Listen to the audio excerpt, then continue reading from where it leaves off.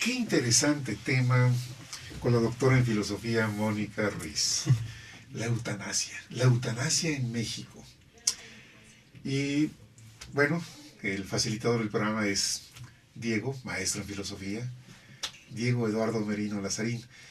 Déjame hacer una mención, Mónica, porque en esta misión que tenemos del programa Gestión Social, de llevar temas interesantes y útiles a nuestro auditorio, tenemos muy presente el hacer algo diferente.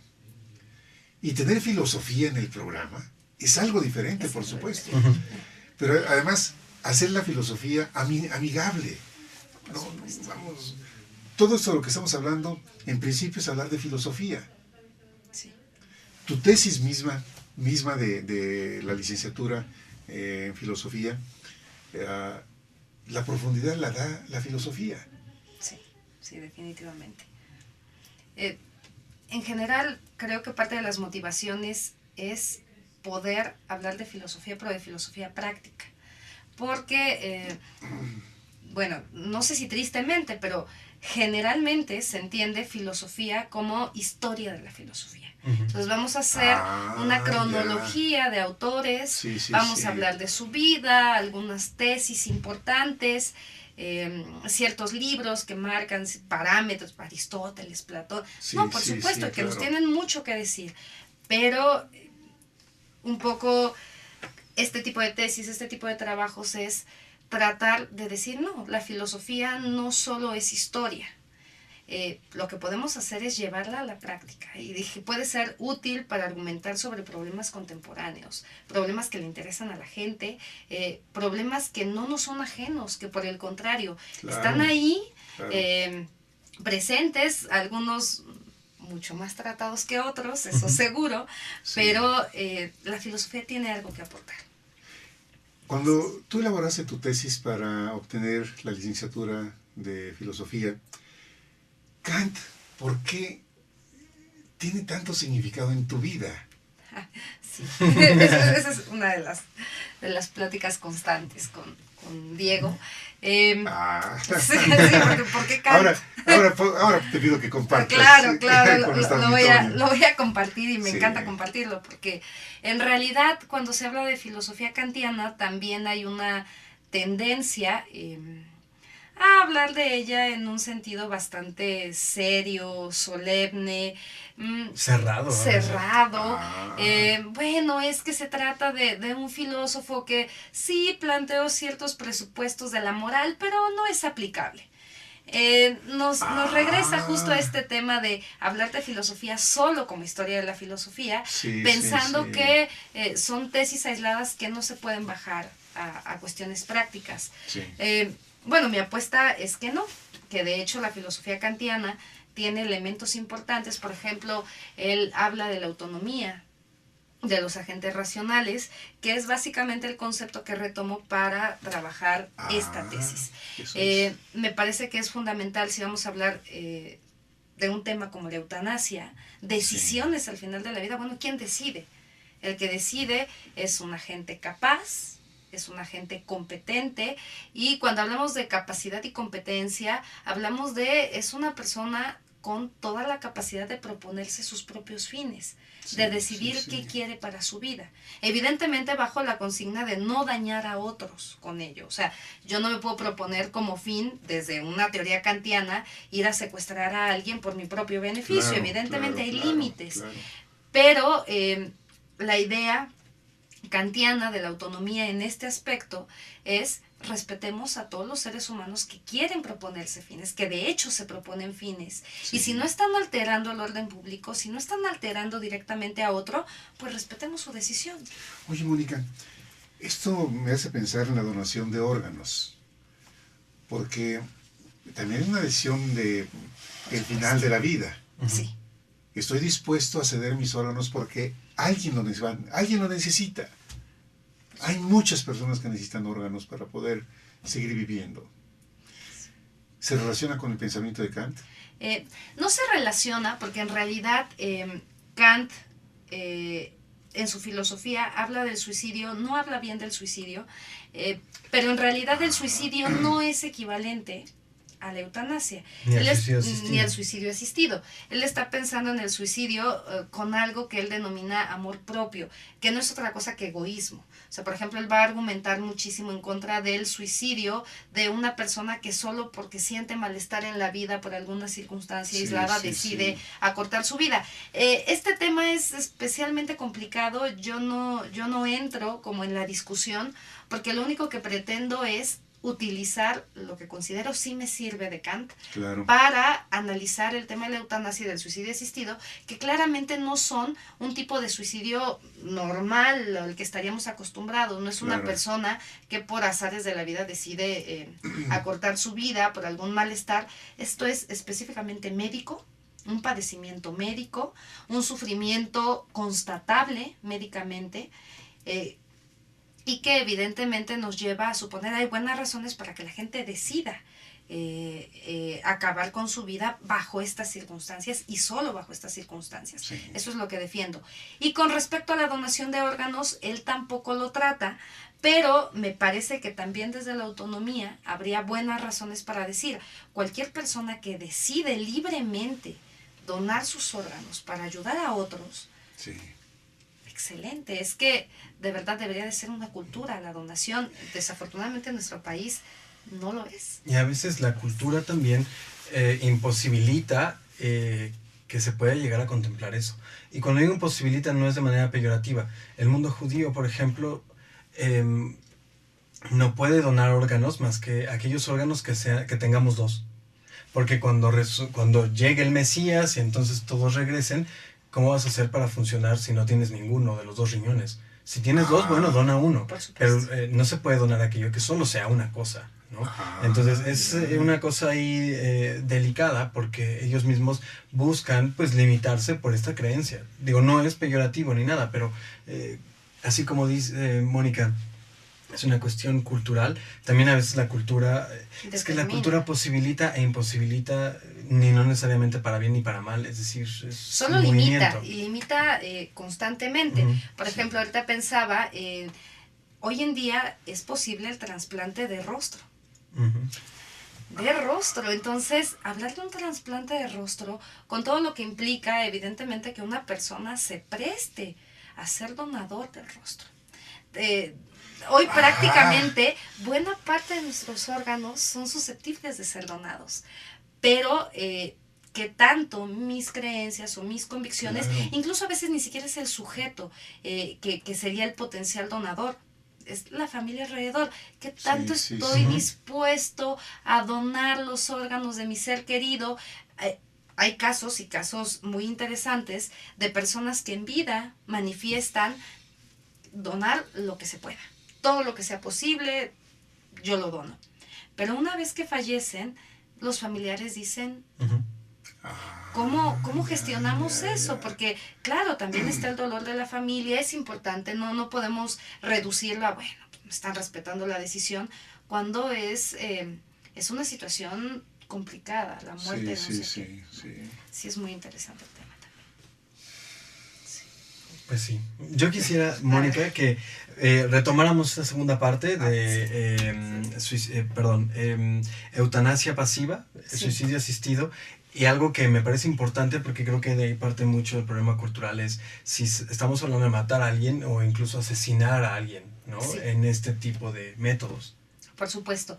Bueno, les comentaba la primera distinción, que es la eutanasia activa, de la cual ya hablamos. También les hablaba de la eutanasia pasiva u ortotanasia, que tiene que ver con el suspender un tratamiento y bueno, toda esta discusión de si también la hidratación, el alimento, etcétera, que está básicamente, como decíamos, también está bien visto por ejemplo, por la Iglesia Católica, que es la iglesia predominante en nuestro país, sin duda.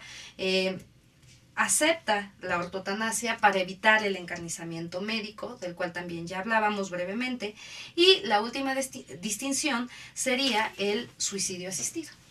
El suicidio asistido es una variante de la eutanasia activa, mientras en la eutanasia activa lo que yo tengo es la posibilidad de llevar a cabo un procedimiento que el médico ejecuta para que la persona muera.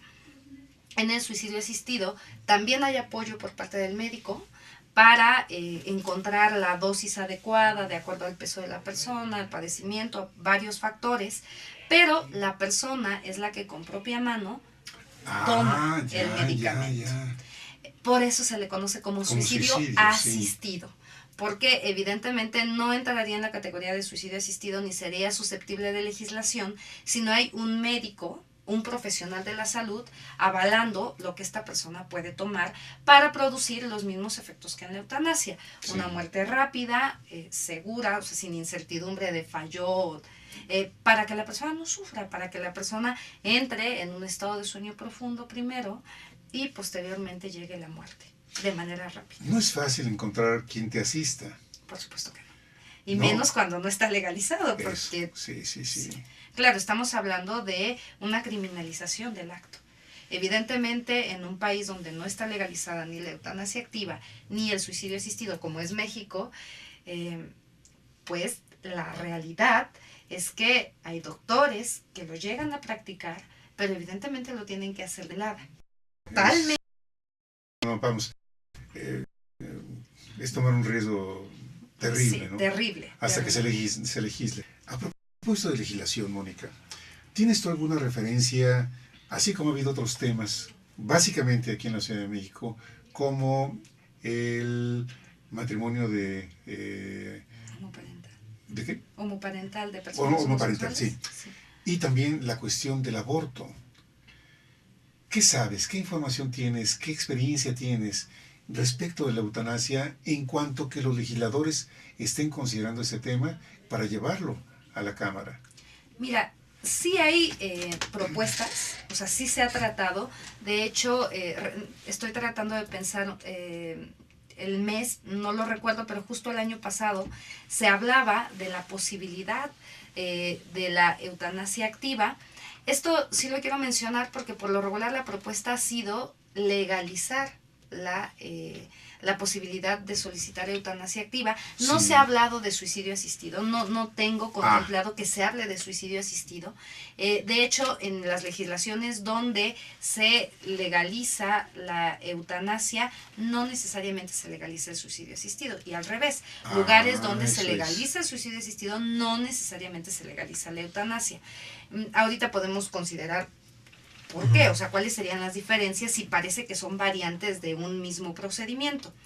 Pero en México, sí, un poco lo que comentaba hace rato, el PRD ha lanzado propuestas, pero no han tenido mucho eco. O sea, a diferencia del aborto, que se trabajó mucho más en la asamblea hasta poder concretar la ley, en realidad la eutanasia no es un tema que se encuentre, digamos, en la agenda pública activa. Las razones... no sabría con exactitud, pero puedo considerar por lo menos una. Alguna vez lo planteaba con mis alumnos, bueno, ¿por qué ustedes creen? O sea, ¿cuáles serían las razones por las cuales algo como la legalización del aborto se maneja de manera pues, más o menos exitosa y no así la eutanasia? Y me llamaba la atención la respuesta de varios de mis alumnos, porque fue una constante que encontré y fue muy interesante. Ellos decían, bueno, lo que pasa es que el tema de la muerte a lo mejor no es una cuestión de problema de salud pública. En cambio, el aborto sí. Uh-huh. El tema del aborto es interesante, decían ellos, porque le genera al Estado gastos. Que las mujeres tengan que ir a clínicas clandestinas, los efectos que tienen ese tipo de abortos son muy riesgosos, le cuestan al Estado porque, digamos, ellos tienen que subsanar los errores de abortos mal practicados, también las tasas de natalidad, la sobrepoblación, bueno, pues a lo mejor nos impactan de manera directa. En cambio, hablar de... la muerte, hablar de la calidad de la muerte, pues parece ser que no resulta un tema de agenda pública como tan necesario, ¿no? Yo no sé si esa sea una respuesta, pero me llamó la atención porque revisando parece que habría buenas razones para que también se hable de eutanasia. Ahora bien, lo que pasa es que no hablamos con los legisladores. No hablamos con los legisladores. Te voy a poner un ejemplo. Se habla mucho de una posible ley del comercio en la vía pública. Un tema muy difícil, porque tiene que ver con los vendedores en la vía pública. No es así tan sencillo el tema. Que hasta el momento la iniciativa de ley ahí está, detenida. Porque los líderes del comercio en la vía pública dicen, por favor que esto sea consensuado, hablen con nosotros, no tomen decisiones unilaterales. Es un caso muy palpable porque tú lo puedes ver en las redes sociales, en Facebook. Sí. Hay información permanente sobre esto. No es el caso de la eutanasia. No. Dime, ¿quiénes en redes sociales hablan de eutanasia? Yo no veo ese tema, así, que esté palpable. Palpable. Que estén diciendo, oiga, señores legisladores, tomen en cuenta este tema, por esto, por aquello. Lógicamente, se requiere una preparación para este tema, no puede ser tan simple, no se me antoja que sea un tema tan fácil de hablar. Tan fácil, no. No lo es, no lo es. Pero sí, ¿quiénes pueden participar? ¿Médicos? ¿Filósofos? ¿Abogados? Filósofos, abogados, por supuesto. Los juristas son una parte fundamental para Sí. tratar de pensar el tema. En general, cuando se trata de conformar un colegio de bioética, se piensa sobre todo en estos representantes de estas disciplinas. Se habla, por ejemplo, de filósofos eticistas específicamente, se habla de médicos, biólogos, médicos, se habla por supuesto de abogados, e incluso dentro de los comités de bioética en muchas ocasiones, yo diría tal vez en la mayoría, se recurre a personas en el ámbito religioso. Eso también es una realidad. Ahora, los comités de bioética son necesarios, son importantes, pero también son un tema polémico, porque la posibilidad de llegar a acuerdos entre personas con profesiones tan distintas se vuelve una cuestión compleja, sobre todo cuando se llama a comités de bioética a tratar de dar solución a un caso concreto. Que son, por ejemplo, los más sonados. Hace poco, y Diego me hacía el favor de recordarme el caso de Brittany, en este momento no recuerdo su nombre, pero salió a la luz pública como el caso Brittany, en Estados Unidos, de una chica con una enfermedad severa, sí, no mal recuerdo, es cáncer, es un tipo de cáncer, y esta chica, al enterarse de la situación, que está desahuciada, solicita la eutanasia y ella programa su muerte. La programa para el 1 de noviembre del año pasado. Y efectivamente se llevó a cabo. Este tipo de casos son los que ponen en la mesa el tema. En las redes sociales, la gente habla de eso, se hacen reportajes, pero desafortunadamente pasa el caso y se olvida. Justo hoy, el día de hoy, veía un documental de este caso, el caso de Brittany, y era muy interesante porque uno de los médicos que estuvieron al tanto del caso decía, bueno, el día que ella muere, todas las redes sociales hablan del tema. Pero la misma semana son las elecciones, no recuerdo en qué parte de Estados Unidos, y entonces la gente empieza a hablar de eso y el tema se olvida. Claro. Ya nadie vuelve a hablar del caso Brittany. Entonces esa es una constante. ¿Pero está en YouTube? ¿Dónde está en YouTube. En YouTube ustedes pueden buscar el caso de Brittany. De hecho aparece como con estas frases, la chica que decide morir el 1 de noviembre, o solicitud de eutanasia activa, y así varios casos. El caso de Terri Schiavo, una chica que también por un accidente cae en estado vegetativo persistente, los padres se niegan a que sea desconectada, el marido apoya la desconexión diciendo, ella cuando estaba con vida, en algún momento me manifestó querer vivir en estado vegetativo persistente, no querer vivir en una situación así. Y bueno, fue una lucha de muchísimo tiempo, de varios años, hasta que la corte concede al esposo el poder desconectarla. ¿El caso dónde fue? ¿En qué país? En Estados Unidos. En Estados Unidos. Ese tipo de casos son, digamos, los casos conocidos, complejos, que de repente logran poner el tema a la luz pública, pero bueno, pasan. Cuando hablas de comités de bioética, ¿dónde están esos comités o este comité dónde está? Ya, no hay un solo comité de bioética, los hospitales pueden formar sus propios comités de bioética. Hay esfuerzos, por ejemplo, en la Universidad Nacional Autónoma de México, hay que un grupo, digamos, de especialistas en estos temas, en distintos temas en el ámbito de la bioética, no solamente la eutanasia, que sería uno de los temas dentro de la bioética, y hacen un esfuerzo por hacer propuestas continuas. Es el Colegio de Bioética, y tratan de poner en la mesa distintos temas, desde maltrato animal hasta cuestiones del aborto, donación de órganos, reproducción asistida, muchísimos temas. Pero ellos lo declaran y lo declaran abiertamente, es que no es fácil llegar a las cámaras, no es fácil poner estos temas a discusión. A veces a la gente le cuesta hablar de estos temas porque también repercuten en convicciones profundas, fibras sensibles, creencias religiosas.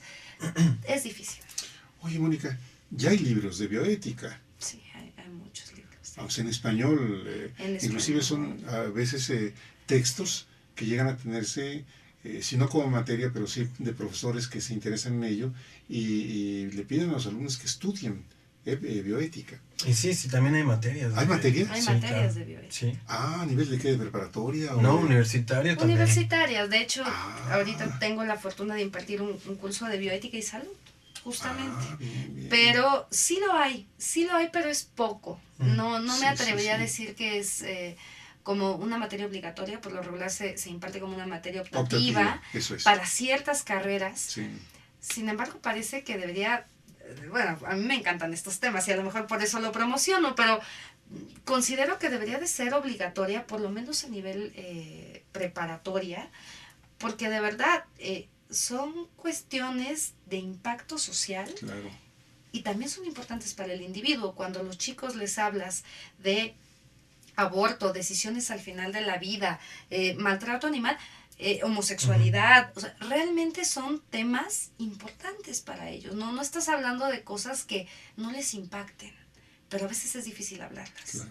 Oye, Mónica, el bullying, ¿dónde entra el bullying? ¿En todo esto de bioética entra el tema? Fíjate que no me parece que sea un tema central. Sin embargo, de manera indirecta, de algún modo entra. Y entra porque en este tipo de temas algo que se dé es la discriminación, de manera activa, constante. Y la discriminación no es una forma, o yo diría, pues es una forma de bullying. Es una forma de agredir al otro, de hacerlo menos, de limitar su campo de acción. Entonces, en ese sentido, creo que sí, cuando una persona quiere expresar a lo mejor su deseo de elegir su propia muerte o expresar sus preferencias sexuales, expresar, bueno, a lo mejor tengo, por ejemplo, chicas jóvenes que de repente han manifestado, bueno, es que yo me practiqué un aborto, pero no lo voy a decir frente a mis compañeros. Y no lo voy a decir frente a mis compañeros, o sea, quiero que usted me recomiende a lo mejor algún libro o lo que sea, pero no lo voy a decir en frente de mis compañeros precisamente para evitar las burlas, para evitar el bullying, para evitar el señalamiento social, el estigma. El bullying ha llevado a casos de niños que mueren por los golpes dados por otros. O que se suicidan. O que se suicidan, es cierto, o que se suicidan. Entonces, por eso me llama la atención de decir, bueno, ¿y el bullying dónde andará en todo esto, no? No, sí, yo creo que es una constante. Y no solo en el ámbito de la bioética, desafortunadamente en muchos ámbitos. Pero aquí por temas tan sensibles, ser víctima de un estigma social, de una etiqueta, mira, es que ella ya confesó que tuvo un aborto, mira, es que él ya confesó tener ciertas preferencias, que todo ese tipo de cosas llevan necesariamente a actos de bullying, de discriminación, de violencia. Y por supuesto es que es grave que las personas que sobre todo en los adolescentes estén las tasas más altas de suicidio. No es gratuito, ¿no? A ver, tiene que ver con ¿qué eso. dijiste ahorita? Entre los adolescentes están las tasas más altas de suicidio. ¿En México? ¿Los jóvenes? En México. Entonces, Oye, eso sí es muy uno preocupante, tendría que claro. pensar, ¿por qué? O sea, ¿por Claro. qué tantos jovencitos en edad, digamos, en una edad vulnerable a este tipo de acoso, discriminación, estigmatización, terminan suicidándose, ¿no? Sí, Creo que sí va ligado. Por lo regular el tema de la eutanasia no atañe tanto a la juventud, porque es difícil que un joven Claro, sí. tenga la proyección. Les llama mucho la atención cuando se trata de casos, por ejemplo, de jóvenes que por algún accidente llegan a estar con un padecimiento Sí, tal que sí, tienen sí. que enfrentar este tipo de decisión. Pero por lo regular lo asumen como, bueno, esto a mí falta mucho, ¿no? Claro. Lo ven más por el lado de sí, lo viví con mis abuelos o lo viví con algún familiar, Claro. pero no es un tema que les impacte tanto, no las decisiones al final de la vida, Claro. sí otros temas en el ámbito de la bioética. Mira, los casos, por ejemplo, de personas en estado de coma por años. Por años. Qué duro. Todos alrededor de ese paciente, el sufrimiento diario, constante, Sí. y de no tomar una decisión. Sí, incluso de no tener todas las herramientas para tomar la Sí, decisión. sí. O sea, por ejemplo, hay una gran cantidad de variables para determinar la inconsciencia de una persona. O sea, no es tan sencillo. Ya. El coma, el estado vegetativo persistente, incluso hay un estado vegetativo persistente que responde a ciertos estímulos, por ejemplo a la luz o a la música. Entonces decir que tenemos todas las herramientas para decidir desconectar o no a la persona, a veces no es tan sencillo. Claro. Y hay buenas razones por las que en muchas ocasiones los parientes se niegan a una desconexión. Sí. Impacta mucho porque cómo le ofreces certezas a los familiares cuando por mucho que haya avanzado la medicina, la tecnología, a veces hay grados de incertidumbre. Claro. O sea, yo no te puedo asegurar que tu familiar en algún momento no va a despertar, porque incluso a veces se asegura que no va a despertar y bueno, son casos aislados. Sí. Pero han llegado a suceder. Entonces, a un familiar que tiene a su ser querido postrado en la cama, no le vas a decir que él no puede ser uno de esos casos. Claro. Uno de esos casos que tal vez en 10 o 15 o 20 años despierta. No se lo puedes decir. Y a veces el médico dice, bueno, es que no, las probabilidades son prácticamente nulas. Pero ese prácticamente nulas sí. mantiene la esperanza. Claro. Por supuesto. Oye, qué tema tan difícil, ¿eh? Sí, es un tema Porque, complicado. vamos, ¿cuántos especialistas sobre eutanasia hay en México?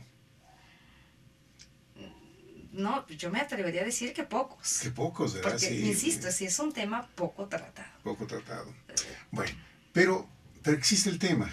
Y Sí, tú ya has dicho, afortunadamente. depende también de el interés de los que llegan a ser legisladores, de la conciencia que tengan sobre ello, posiblemente hasta la experiencia en familia de haber vivido casos de estos, y también de la parte de la sociedad.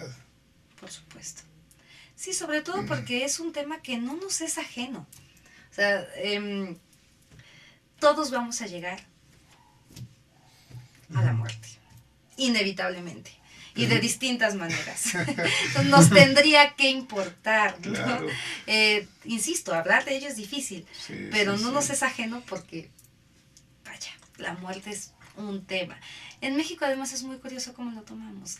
Nos reímos de ella, pero cuando se trata de hablar Claro. en serio es cuando la reticencia. Sí. Y creo que aquí, o sea, es poco tratado y todo, pero todo el mundo sabe bueno, no todo el mundo tal vez sepa lo que es la eutanasia, pero cuando surge este tema, que a lo mejor no le llaman eutanasia, sino matarlo porque ya no se va a despertar, ¿no? Sí. Todo el mundo tiene, todos tienen algo tenemos que opinar, opinión, ¿no? Entonces claro. todos en la mesa, ya que se fueron los niños a dormir, hablan de eso. Entonces creo que aquí los términos son importantes, porque voy a hablar desde un lugar común, completamente común. Y este lugar común es como, no está bien matar a alguien porque no está bien, ¿no? O sea, la idea de la eutanasia es que se está matando a alguien o que algunas veces hasta se le está asesinando. El médico es un salvador de vidas, no un asesino. Sí. Eso es así, o sea, si se está matando a alguien o se está asesinando a alguien o no. ¿Cuáles son los términos? En los detalles se esconde el diablo, ¿no? Entonces, ¿cómo se tratan esos términos? O sea, si lo está matando, no lo está matando.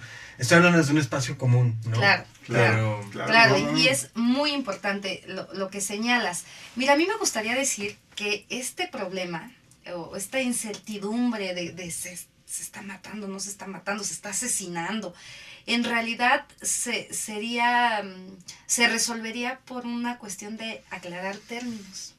Y desafortunadamente parece que no. O sea, parece que tú puedes tener muy claro el término, eutanasia, suicidio asistido, ¿no? Lo que implica cada uno. Y aún así, la convicción que tú tengas acerca del valor de la vida es lo que al final determina si justificas o no justificas el acto. Claro. Y eso es muy fuerte eso, porque estás hablando de el valor de la vida. Si el perro ya está mal, lo duermes. Sí. Pero es un perro, ¿no? O son las 3 de la mañana y un mosco me molesta, lo mato. Entonces, eso del valor de la vida es un poco ambiguo, ¿no? Porque, ¿qué vida? La vida del mosco no vale la pena. La vida de la cucaracha no vale la pena. Entonces, realmente no tenemos un valor de la vida, porque esas son vidas menores. Sí, no es la vida humana. Exacto, entonces ahí es delicado, exactamente, ¿no? Sí. Porque es como el valor de la vida, pero ¿desde qué aspecto? ¿Qué parámetro? Porque le preguntas a un jainista, ¿cuál es el valor de la vida? Toda. Por eso cuando me enfermo no tomo nada para no matar al microbio. Si tiene que estar ahí, que se desenvuelva, porque toda vida es valiosa. Desde un paradigma jainista. Claro. Pero en un paradigma occidental es como si el valor de la vida, pero estas sí, estas no. Exacto, el orangután que se quede en la jaula, pues es un chango, ¿no? O sea, estamos hablando, que no pasa nada, humanos, ¿no? Entonces, ahí viene este parámetro de valor de la vida. Es muy relativo. Los aspectos religiosos en esto. Los aspectos religiosos son otra constante. Claro.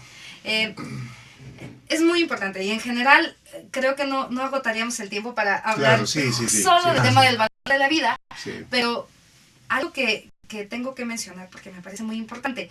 Hay distinciones, por ejemplo, se habla de la vida biológica. Entonces, si es un respeto a la vida biológica, claro, uno podría argumentar este tipo de cosas. Si es vida biológica, es cualquier vida. O sea, no hay distinción entre si es de humano, si es de un animal que no racional, etcétera, ¿no? Somos animales racionales, pero valemos más en esta escala de animales racionales, sobre todo en el paradigma occidental. Pero también cuando se defienden temas como esto de eutanasia, suicidio asistido, evidentemente la prioridad o el énfasis no se le da al valor de la vida biológica, no solo. Por supuesto que la vida biológica de la persona es importante, pero hay algo más y tiene que ver con la calidad de vida.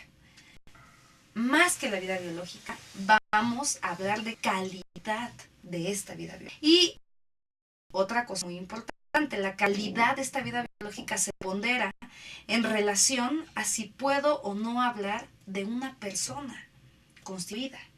Es decir, de una persona, un poco siendo el concepto de autonomía kantiano, una persona que es capaz de proponer fines. Y esto es muy importante porque a veces se confunden varias decisiones al final de la vida con eutanasia. Por ejemplo, una persona en estado vegetativo persistente que no puede decidir por ella misma, porque no puede expresarse, y tampoco tiene una voluntad anticipada, o sea, no firmó, no escribió, dijo previamente, yo quiero que en este caso suceda esto, en realidad no estaríamos hablando como tal de eutanasia, porque no hay un pedido explícito de la persona, no tiene conciencia la persona. Entonces, en realidad es una decisión, dirían en la literatura en bioética, una decisión subrogada. O sea, hay un tercero que está solicitando este tipo de tratamiento, este tipo de terminación de la vida. Y por buenas razones, a lo mejor porque considera que a su familiar no le hubiera gustado vivir en estas condiciones, etc. En el caso de neonatos o de infantes, abortos en meses ya avanzados de gestación, también es un problema cómo terminar la vida. Si se trata de un bebé, también hablar de eutanasia no parece tan propio porque no hay una decisión explícita del bebé. Sí, Pero sí. en el caso de la eutanasia o del suicidio asistido, no se supone, estamos hablando de una persona que tiene o que ha tenido una historia de vida y que sabe cómo quiere vivir su vida. Entonces, si lo que se le ofrece hoy es una mala calidad de esa vida a la que él estaba acostumbrado, bueno, parece que podemos conceder que tiene buenas razones para solicitar su muerte. Pero evidentemente, si yo lo que pondero es la vida biológica, entonces siempre voy a considerar que esta persona no tiene derecho a decidir su muerte. Porque lo prioritario es conservar su vida biológica. Sí, sí. No así sus intereses, proyecciones, etc. Oye, Diego, los filósofos nos meten unos temas. Sí, una alumna me decía, es que la filosofía nos saca como ronchas, y digo, pero no sientes rico cuando te rascas. Es eso, entonces, ronchas, pero te rascas, es placentero. Sí. Que se Esperemos sienta que rico, placentero. porque sí, no, si no la filosofía anda muy perdida. Sí. Pero fíjate, Mónica, lo que yo decía hace un rato, es que cuando en gestión social hablamos de estos temas, tú dices, primero lo pone uno a pensar, Sí. que no es un tema cotidiano. Vamos, ¿con quién hablas de este tema? Esa es la pregunta, ¿con quién hablamos de este tema? ¿Con quién hablamos de este? Un poco Digo, nosotros es fácil porque lo platicamos, pero antes de eso, pero ¿no? en casa, ¿con quién hablaríamos de este tema? ¿Con mis hijos? Claro. ¿Con mi pareja? ¿Con mis padres? Parece que con los Con la padres gente que se todo es quiere más y la gente complicado que con la quiere, gente que queremos, no queremos luego escuchar eso. Exacto. ¿No? Eso es lo... Sí, porque la muerte de un ser querido, y parece que estos temas, aunque de hecho sepas que tu ser querido en este momento no se encuentra en tal decisión, el saberlo, Sí, Claro. sí. ya me ponen, no es fácil hablar de eutanasia conmigo. Es más, no es fácil hablar ni de testamento. voluntad, Imagínate ni del de eso. testamento. Es verdad, O sea, sí. es mucho. No hablemos de voluntades anticipadas, no hablemos Sí. de qué querrías en tal circunstancia, porque en nuestra proyección a futuro, lo que menos quiero es suponer que me voy a encontrar en una situación donde tenga que decidir. Insisto, a pesar de saber Que ahí está. que vamos a llegar, todos vamos, inevitablemente de una manera u otra, a morir. Sí, es un tema complicado.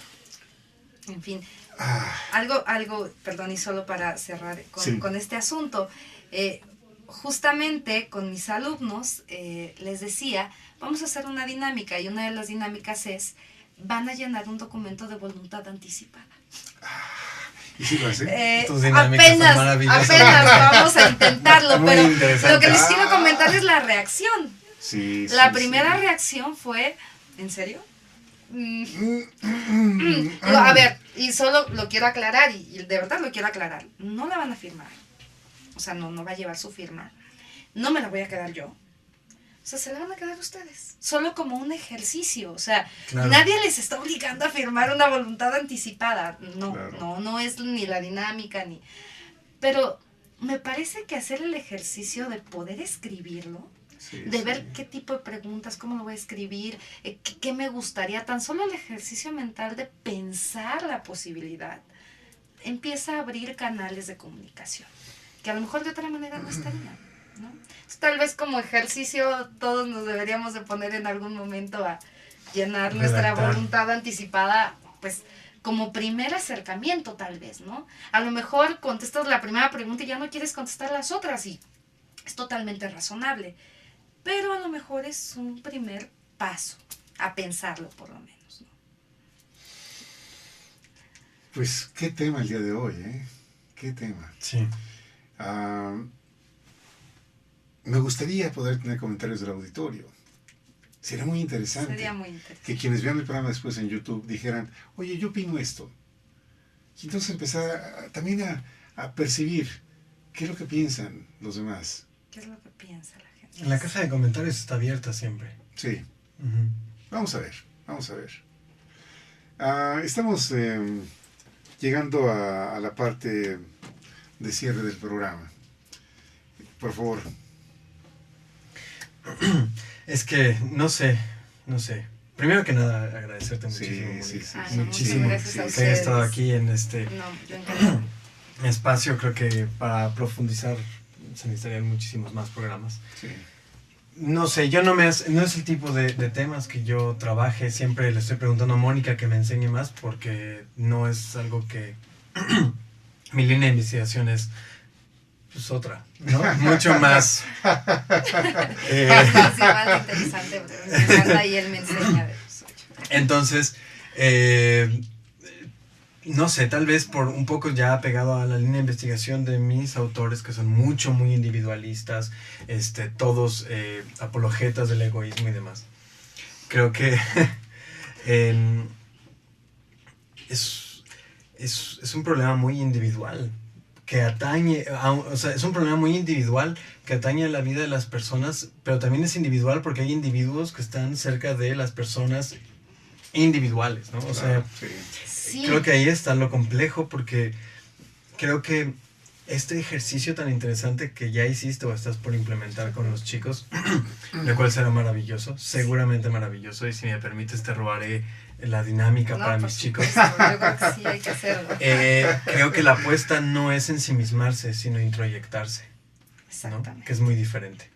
O sea, el ensimismamiento que nos hace perder de vista la otredad, a diferencia de la introspección o la introyección, que es tener en cuenta los de afuera, pero sin dejar de tomar en cuenta lo mío, Por supuesto. mis intereses y autonomía, ¿no? Entonces, pues es un tema muy complejo, muy complejo, Sí. muy delicado y que pues muchas veces se resuelve ya en el momento, o podemos tomar un partido real ya en el momento, ¿no? No es tan fácil señalar. Sí. ¿Con qué quieres cerrar el programa, Mónica?